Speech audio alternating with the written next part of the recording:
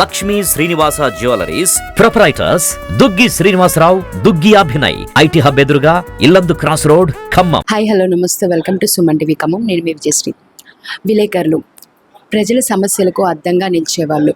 ప్రజల సమస్యలు ఏవైతే ఉన్నాయో వాటిని సమాజానికి చూపించేవారు.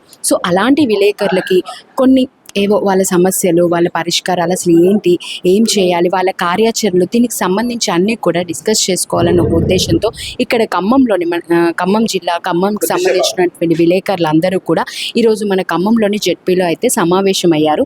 వాళ్ళ కార్యాచరణ గురించి, వాళ్ళ సమస్యలను పరిష్కరించడం గురించి, అవి ప్రభుత్వానికి తెలియచేయాలని వాళ్ళ అయితే ఒక సమావేశం అయితే ఏర్పాటు చేసుకున్నారు. అసలు ఆ సమావేశం ఏంటి, ఆ కార్యాచరణలు ఏంటి అనేది, వాళ్ళ ఆమోదాలు ఏంటి అనేది మనం ఇప్పుడు ఈ రామనారాయణ సార్ ఉన్నారు. సో ఈ విలేకరులకు సంబంధించినటువంటి అధ్యక్షులు ఉన్నారు, రామనారాయణ గారిని అడిగి తెలుసుకుందాం. నమస్కారం అండి.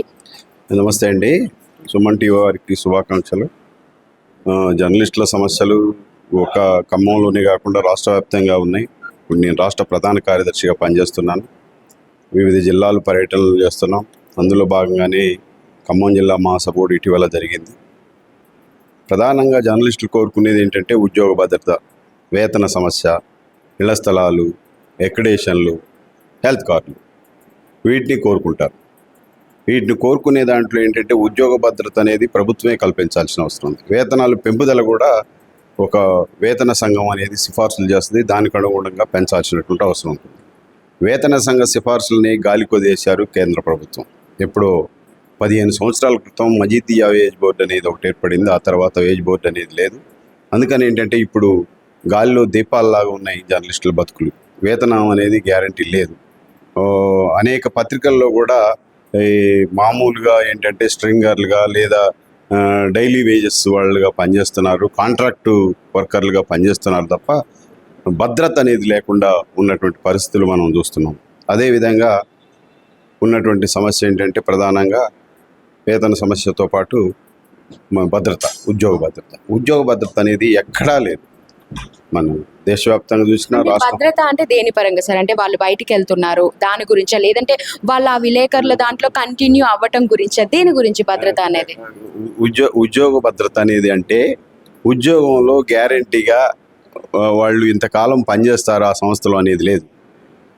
మనకు కోపం వచ్చినా మనకే నష్టం జరుగుతుంది, వాడికి కోపం వచ్చినా మనకే నష్టం జరుగుతుంది. ఇదేంటంటే మనం అరిటాకు కత్తి ముళ్ళు సామెతలాగా ఉన్నది. అందుకని ఏంటంటే ఇట్లాంటి ఉద్యోగ భద్రత లేదు ఎప్పుడు ఎక్కడ జర్నలిస్టులకు అనేది నిర్విరాంశం.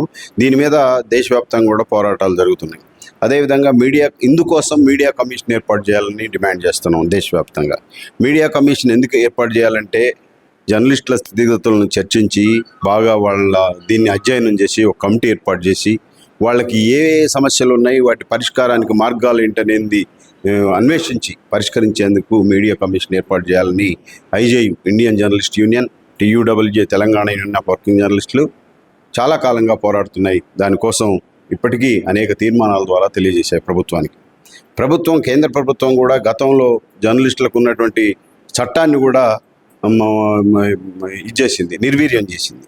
29 చట్టాలని ఒకే కోడ్ అని 4 కోడ్లు తీసుకొచ్చి 4 కోడ్లలో చేర్చి వాటిని ఆటో డ్రైవర్లు, రిక్షా కార్మికులు, ఇట్లాంటి మామూలు కార్మికుల సరసన జర్నలిస్టులను చేర్చి ఈ జర్నలిజం వృత్తికి ఒక ప్రత్యేకమైనటువంటి పవిత్రమైనటువంటి కర్తవ్యం ఉంది. రాజ్యాంగంలో పొందపరిచినప్పటికీ 4వ పిల్లర్గా పరిగణిస్తున్నాం. అయినప్పటికీ దానికి ఆ విధమైనటువంటి గౌరవం ఇచ్చేందుకు ఈ ప్రభుత్వాలు ముందుకు రాకపోవడం అనేది శోచనీయం. అదేవిధంగా మన రాష్ట్రానికి వచ్చినప్పుడు ప్రధానంగా ఉన్నటువంటిది ఇళ్ల స్థలాల సమస్య కోసం నిరంతరం కొట్లాడుతున్నాం. అయితే ఇవ్వలేదా అంటే గతంలో కొన్ని ప్రభుత్వాలు ఇచ్చినాయి. కాంగ్రెస్ ప్రభుత్వం ఇచ్చింది, తెలుగుదేశం ఇచ్చింది, తర్వాత కేసీఆర్ ప్రభుత్వం కూడా అక్కడక్కడ ప్రైవేటుగా ఇచ్చారు తప్ప జీవో రూపంగా ఇచ్చినటువంటి సందర్భాలు లేవు అంతకుముందు ఇచ్చినప్పటికీ. అందుకని ఏంటంటే ఆ జీవో రూపంగా జర్నలిస్టుల స్థితిగతులు బాగోలేవు, పని పద్ధతులు బాగోలేవు, వాళ్ళకి ఇచ్చే వేతనాలు సరిగా లేవు. కాబట్టి వాళ్ళకి ఉండేందుకు గూడు కావాలి, ఇల్లు కావాలి. ఇప్పటికే రెంట్లు ఎక్కువ పెట్టి నివసించాల్సిన పరిస్థితి వస్తుంది. అందుకని ఏంటంటే కొంత జాగా ఇస్తే వాళ్ళు ఇల్లు కట్టుకొని అందులో నివసించడానికి అవకాశం ఉంటుందనే ఉద్దేశంతో ఇళ్ల స్థలాలు కావాలని అంటున్నాం. గతంలో రాజశేఖర రెడ్డి గారి ప్రభుత్వం 242, 43 జీవోల ప్రకారం ప్రతి జర్నలిస్టులకు 300 గజాల స్థలం ఇవ్వాలని ఒక జీవో తెచ్చింది, కానీ అది అమలుకు నోచుకోలేదు. ఇచ్చినప్పటికీ వెనక్కి తీసుకున్నటువంటి సందర్భాలు మనం ఉన్నాయి. కేసీఆర్ ప్రభుత్వం వచ్చిన తర్వాత కూడా ప్రతి జర్నలిస్ట్కి ఇళ్ల స్థలం ఇస్తా అన్నాడు, అక్రిడేషన్ ఇస్తా అన్నాడు, హెల్త్ కార్డు ఇస్తా అన్నాడు, కానీ అమలు జరగలేదు. అందుకని ఏంటంటే ఈ రేవంత్ రెడ్డి గారి ప్రభుత్వం జర్నలిస్టులకి అంతకుముందు ప్రభుత్వాలు ఇవ్వలేదు కాబట్టి ఈ ప్రభుత్వం ఇస్తుందని జర్నలిస్టుల లోకం అంతా ఆశించింది. అంటే ఈ నేర్చుకోవడానికి అసలు ముఖ్య ఏంటి మీ ఉద్దేశం ఏంటి? ప్రధానంగా ఏంటంటే నగరంలో ఉన్నటువంటి సమస్యలతో పాటు ఇక్కడ ఉన్నటువంటి జర్నలిస్టులకి ఇళ్ల స్థలాల సమస్య ప్రధానమైంది. ఇక్కడ 23 ఎకరాల స్థలం ప్రభుత్వం జీవో ద్వారా కేసీఆర్ గవర్నమెంట్ కేటాయించింది.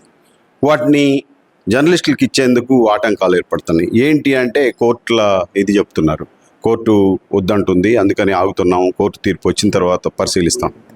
అందుకని ఏంటంటే ఏమని తీర్పిచ్చింది అంటే ఎందుకని కోర్టు ఏమని అంటుందంటే ఆర్టికల్ 14 ప్రకారం అందరూ ప్రజలంతా సమానం, జర్నలిస్టులని ప్రత్యేక కేటగిరీ కింద చెప్పి మేము అట్లా ఇవ్వలేము, మీరు ఏదైతే పేద బడుగు బలహీన వర్గాలు ఉన్నారో ఆ కేటగిరీ కింద అందరూ వచ్చిన వాళ్ళు తీసుకోవచ్చు తప్ప ఈ కేటగిరీలు ఇప్పుడు 8 కేటగిరీలకు ఇవ్వాలని ప్రభుత్వం ఒక ఆలోచన చేసింది. ఆ 8 కేటగిరీల్లో జర్నలిస్టులు, ఎమ్మెల్యేలు, ఎంపీలు, మంత్రులు, ఐఏఎస్, ఐపీఎస్లు వీళ్ళంతా ఉన్నారు.